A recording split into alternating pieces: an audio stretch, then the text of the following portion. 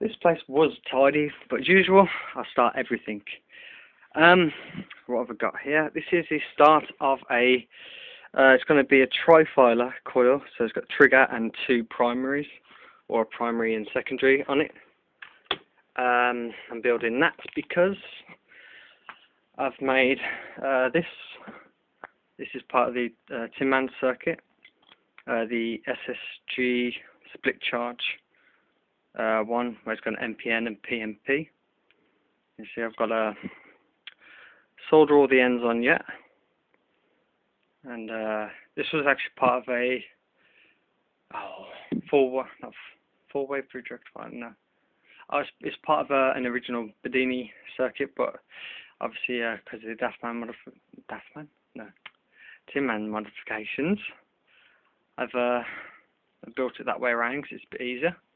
And my neighbours have just donated this nice old monitor with plenty of parts all hidden on the inside for me to tuck into.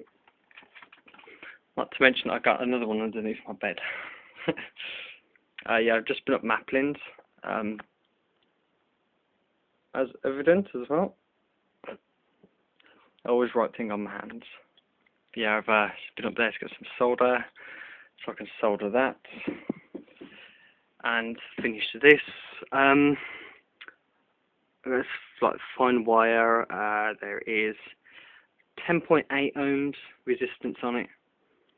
I was going to do 4 windings, but I've only had to do 2 because again I'm going by the Tin Man's recommendations that was on the bottom of the schematic, and I'm going to be winding these 2 for the that's a better one actually.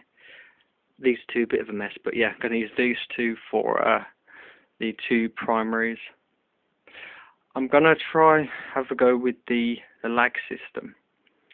That's why I'm doing it as a bifilar, because I noticed that all your works that you've been doing have been basically one coil this side, which is an AC coil, and one coil that side of the transformer piece, which is the pulse motor. But they're both, receiving the field from the magnets to trigger the pulse, and also the fact that the magnet's approaching at the same point as the run coil, the generator coil, sorry, or the L.A.G system, and the pulse motor. So I'm just going to stick them together, have them that way around, and see how that turns out. I just so happen to have, and everything else, a little transformer here that I could do high voltage and obviously high current. I'm going to try that out, and also sort of bring back to use, I guess, either my version of a voltage doubler, or indeed, what's his name? That other guy who made one who you use.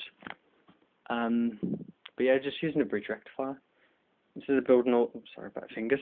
Instead of building all them diodes and sort of bits and pieces together, what you can actually do is, as a bridge rectifier, obviously you've got your AC points, connect your AC to your AC, but then you have a capacitor running from AC to positive and AC to negative. Again, the orientation of the capacitors, I think, is positive to positive and negative to negative. Yeah, right, it might short it out.